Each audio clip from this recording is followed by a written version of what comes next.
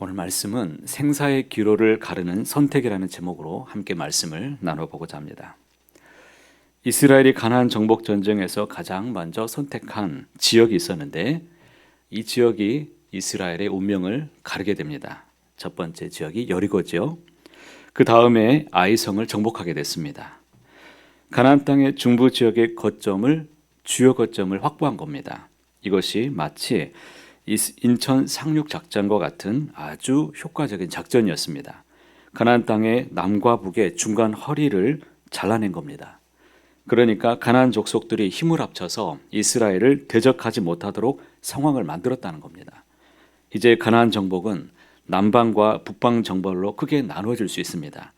오늘 본문부터는 남방 정벌의 시작이 이제 펼쳐집니다.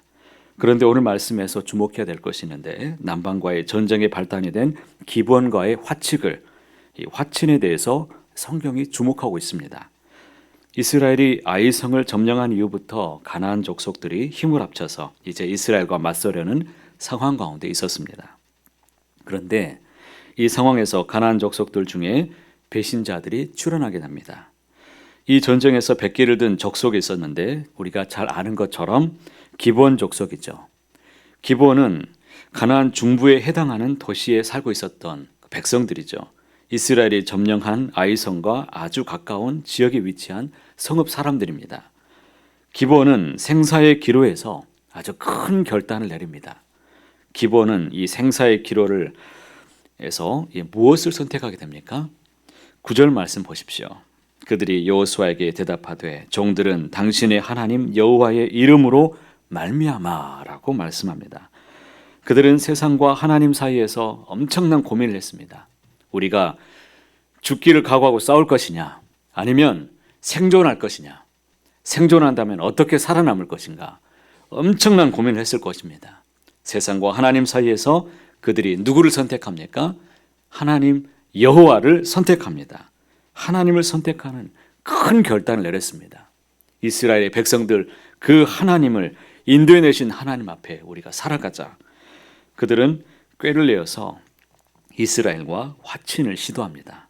기브온은 지금 이스라엘과 아주 가까운 위치에 있는 성읍에서 살았음에도 불구하고 그들은 헤어진 의복과 신발을 신고 낡은 전대와 포도주, 이 주머니를 가지고 나타나서 마치 멀리 있는 가나안 이외의 지역의 주민인 양 행세를 했습니다.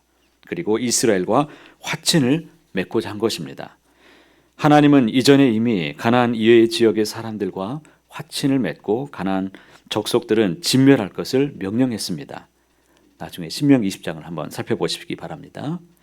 이것은 먼 나라 백성이라면 이스라엘에 영향을 줄 염려가 적지만 가까이에 있는 나라 이 가나안 거민들은 이스라엘이 우상 숭배의 길로 이끌 염려가 크기 때문에 내린 결정입니다. 그들의 행석으로는 판단하기가 매우 어려운 상황이죠. 이런 상황에서 이스라엘이 또 무엇을 선택했는지를 보는 것이 중요하겠습니다. 자, 여러분 14절 말씀 보겠습니다. 무리가 그들의 양식을 취하고는 어떻게 할지를 여호와께 묻지 아니하고, 그들은 하나님께 묻지 않았다라고 말씀합니다. 오늘 우리가 깊이 상고해야 될 말씀이 바로 이 부분입니다. 우리가 어떤 일을 선택하기에 앞서서 하나님께 묻고 있는가, 이것이 아주 중요합니다. 우리가 살면서 왜 혼란을 겪게 되는 것입니까? 인생의 갈등과 복잡한 문제는 왜 우리에게 찾아오는 것인가? 내가 신앙생활하고 있는데도 나는 왜 답답한 문제들 앞에 늘 걸려 있는가? 그것은 내 삶의 방향이 하나님과 일치되지 않기 때문입니다.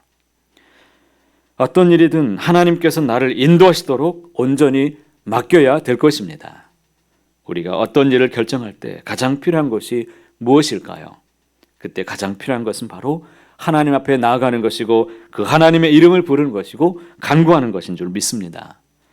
여러 번에 걸쳐서 전투에서도 그렇고 여호수아와 이스라엘 백성이 하나님 앞에 엎드릴 때마다 하나님은 매번 그들에게 말씀해 주셨습니다. 그런데 타민족과의 계약이라는 아주 중요한 사건을 앞에 두고도, 그것도 첫 번째 계약인데도 불구하고 이스라엘이 하나님께 묻지 않았다. 이것은 아주 심각한 것입니다. 그들은 하나님께 물어야 했고, 물으면 하나님께서 그들의 정체를 다 밝혀 주셨을 것입니다. 우리 인생도 마찬가지입니다. 매사에 하나님께 물으시기를 바랍니다. 중요한 문제일수록 더 기도하시기 바랍니다. 급한 문제일수록 더 기다리십시오. 급하게 앞서가지 말고 하나님의 인도하심을 기다리는 것이 이것이 믿음입니다. 조급한 마음에 우리는 얼마나 많이 실수하고 문제를 그릇되게 만드는지 모릅니다. 하나님의 일이라면 반드시 되게 되어 있습니다. 우리가 해야 될 일은 내 생각을 앞세우지 말고 그 자리에서 멈추고 기다리고 기도하시고 하나님을 기대하십시오. 그래서 우리는 기도하면서 기다릴 줄 아는 그런 자세가 필요합니다. 왜 자꾸 사람의 생각을 드러냅니까? 그러면 하나님이 반드시 우리의 삶을 기도하고 나아가면 우리 하나님이 인도해 주실 줄로 믿습니다. 답이 뻔하던가 또 확실하기 때문에 더 이상 기도할 필요가 없다. 이런 문제는 우리 인생에 없습니다. 뻔하다고 믿다가 이스라엘이 기본에게 걸려 넘어졌습니다. 모든 일에 대해 기도로 하나님께 아뢰십시오. 기도하면 하나님께서 문제의 답을 알려주실 것입니다. 그러면 우리가 유혹을 어렵지 않게 극복해낼 수 있을 것입니다. 설사 기도했는데도 불구하고 우리가 속임수에 걸려 넘어질 수 있습니다. 그러나 안심하십시오. 기도하고 당하는 문제는 이제 하나님이 책임져 주실 것입니다. 그 문제를 통해서 하나님은 더 큰 은혜로 우리를 인도해 주실 것입니다. 우리가 죄에 빠지고 속기 쉬운 이유가 있습니다. 그것이 무엇일까요? 오늘 본문에서 욕심 때문이다 라고 밝혀줍니다. 야고보서에서 욕심이 잉태한 즉 죄를 낳고 죄가 장성한 즉 사망을 낳느니라 이렇게 말씀하고 있죠. 이스라엘 백성은 기본 주민의 정체를 알아차릴 수 있었습니다. 7절 보십시오. 너희가 우리 가운데에 거주하는 듯하니. 그런데도 속은 이유가 무엇입니까? 욕심 때문입니다. 8절 말씀에 그들은 이스라엘의 종을 자처했습니다. 그들을 종으로 삼고자 하는 마음, 또 가나안 전쟁에서 동맹 세력을 얻고자 하는 마음이 매우 컸을 것입니다. 그래서 이스라엘은 기도하며 신중히 판단하지 않았습니다. 성급하게 그들과 계약을 맺었습니다. 우리가 죄에 빠지거나 속임수에 걸려서 넘어지지 않는 방법, 이것은 아예 죄라는 이 근처에도 우리는 얼씬도 하지 않는 것이 좋습니다. 스스로 죄를 컨트롤할 수 있다라고 여러분 생각하지 마십시오. 죄와 가까이 있으면서도 나는 죄에 물들지 않을 수 있다, 이렇게 생각하는 것은 영적인 자만입니다. 사도 요한은 이 세상의 죄악된 모습이 안목의 정욕, 이것을 통해서 온다라고 말했습니다.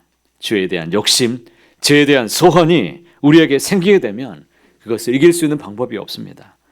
매우 어렵습니다. 그렇기 때문에 죄는 곁눈질로도 보지 말아야 됩니다. 악은 어떤 모양이라도 버리시길 바랍니다. 우리는 작은 죄라고 해서 단호하게 거부하고 항상 멀리하고, 그것이 바로 우리가 악한 세상에서 넘어지지 않고 하나님의 거룩한 백성으로 살아가는 비결이라는 것을 꼭 기억하시길 바랍니다. 오늘 모든 일에 항상 기도하고 주님의 뜻과 인도하심을 바라보시면서 잠잠히 기다리시길 바랍니다. 인내하면서 유혹 많은 이 세상에서 죄를 이기고 더욱 거룩한 하나님의 백성으로 살아가시는 저와 여러분 모두의 삶이 다 되시기를 간절히 소원합니다.